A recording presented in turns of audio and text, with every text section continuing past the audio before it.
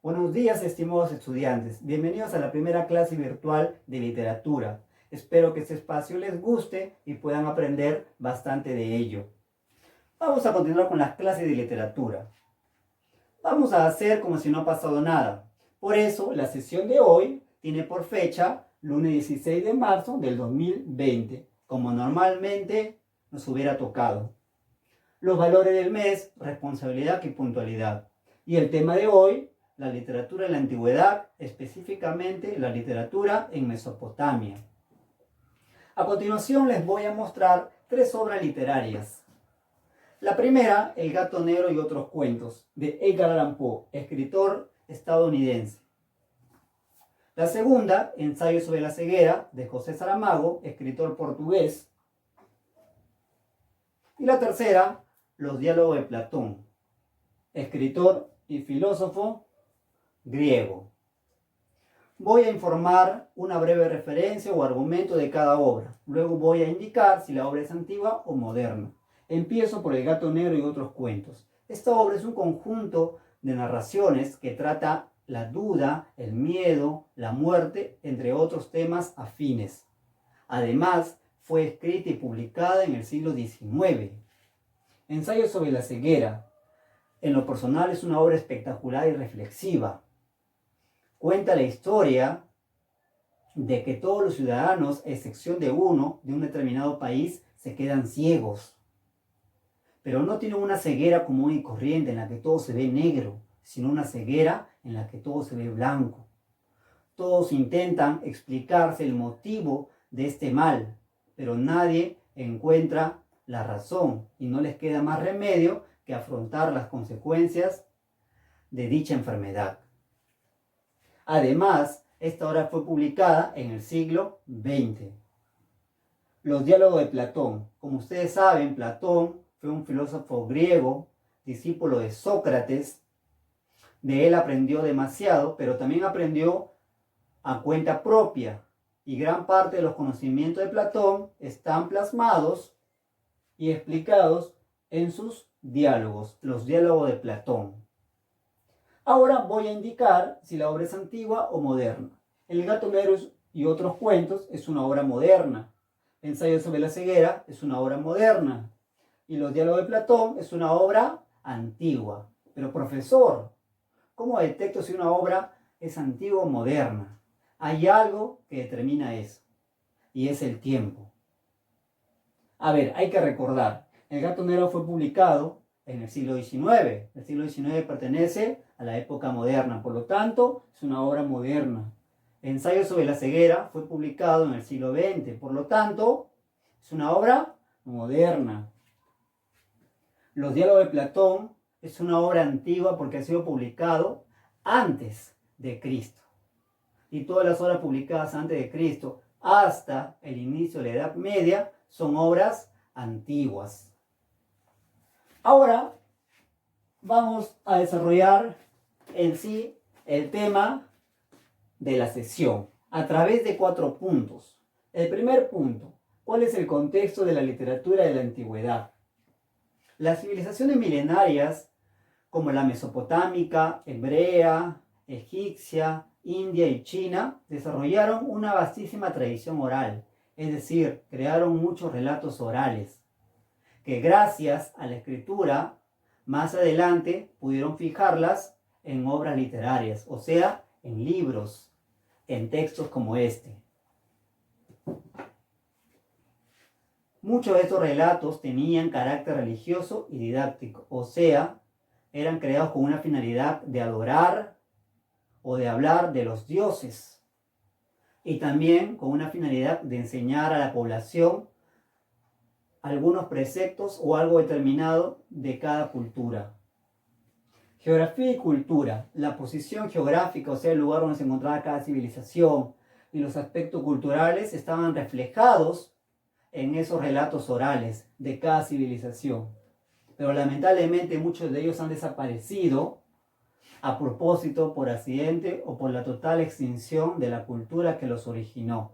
2. ¿Cómo se originó la literatura en Mesopotamia? Mesopotamia, donde actualmente se encuentra el país de Irak, existieron en el cuarto milenio muchas culturas, entre ellos los sumerios, los acadios, los babilonios y otros.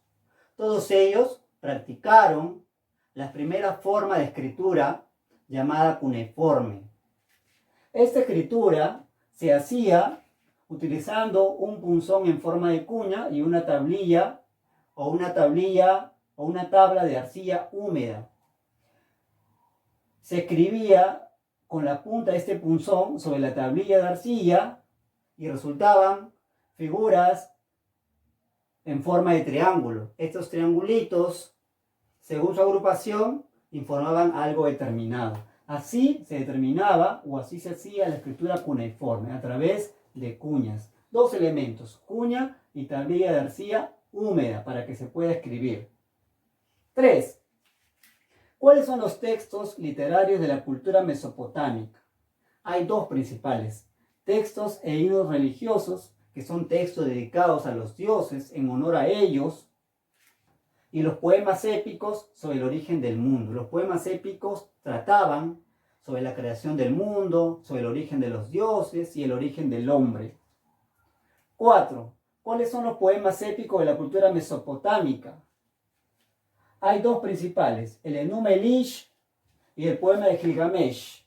El Enuma Elish es un poema épico que se escribió en el milenio 2 a.C., que trata sobre la tradición del universo, de los dioses y el hombre. Este poema se relaciona mucho con el Génesis de la Biblia, ya que ambos tratan sobre la creación del universo y otros temas afines. El poema de Gilgamesh. El protagonista de este poema se llama Gilgamesh, es el héroe. Este héroe viaja por distintos lugares para poder encontrar remedio contra la muerte de su gran amigo Enkidu, pero en sus viajes no le encuentra todo fácil, padece situaciones difíciles, y todo ello se cuenta en el poema. Este poema, a pesar de ser muy antiguo, trata cuestiones universales, o sea, cuestiones que están presentes en el hombre desde hace muchísimo tiempo. Por ejemplo, la amistad, el amor y también la inmortalidad. Sobre este poema he puesto en el sistema de Chamilo un video que habla sobre quién fue Gilgamesh. Espero que lo puedan ver para poder complementar lo que he informado sobre este gran poema mesopotámico babilónico. Ahora vamos a desarrollar lo aprendido, la aplicación en la actividad. Pregunta 1. ¿Qué civilizaciones antiguas desarrollaron una vastísima tradición oral?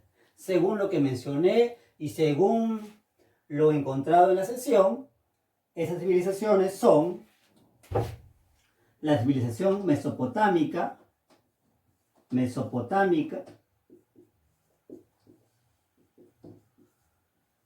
la civilización hebrea, egipcia, India y China.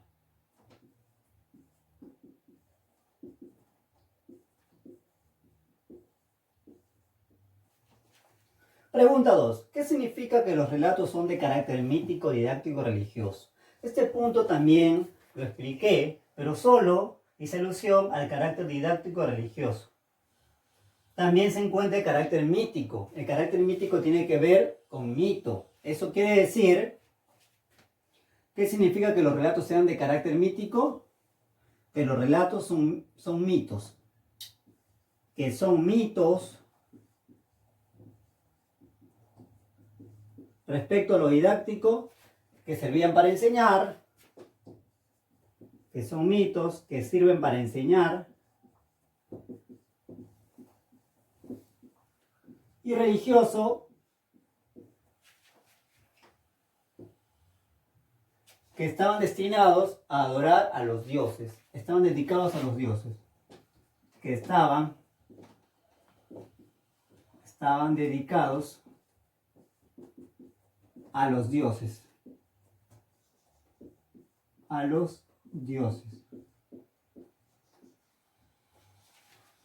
Pregunta 3. ¿Por qué motivo la mayoría de los textos literarios de la antigüedad han desaparecido? Lamentablemente han desaparecido. A ver, veamos las alternativas. Alternativa A propósito.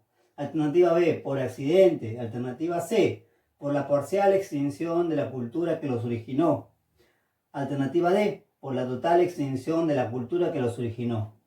Alternativa E, A, B y D.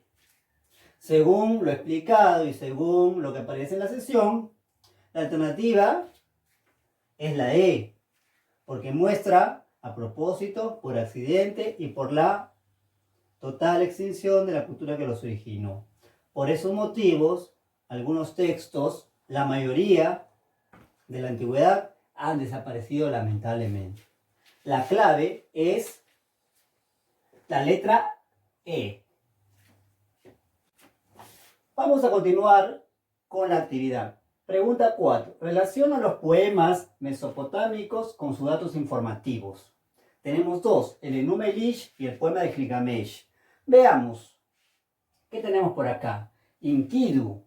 A ver, hay que recordar, Enkidu es el nombre del amigo de Gilgamesh, por lo tanto, está en el poema de Gilgamesh. El poema de Gilgamesh con Enkidu. Creación del universo, dioses y hombres.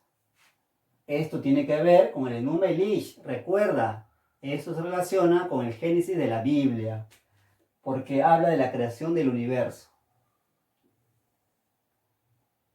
Seguimos. Fue escrito en el segundo milenio antes de Cristo. Seguramente alguien que me ha escuchado muy atento se va a acordar. Esto le corresponde al Enuma Elish. Fue escrito en el segundo milenio. Y por último, trata cuestiones universales, como por ejemplo la amistad. Profesor, esto le corresponde al poema para que tengan 2 y 2. No necesariamente. Vamos a ver si es verdad. Trata cuestiones universales, sí, el poema de Gilgamesh trata cuestiones universales. Como por ejemplo, hay que recordar la amistad, el amor y la inmortalidad. Por lo tanto, esto va con este puntito. Muy bien, esto ha sido el desarrollo de la actividad. Espero que hayan comprendido. Cualquier duda, ya nos vamos a encontrar después y podrán formularme sus preguntas.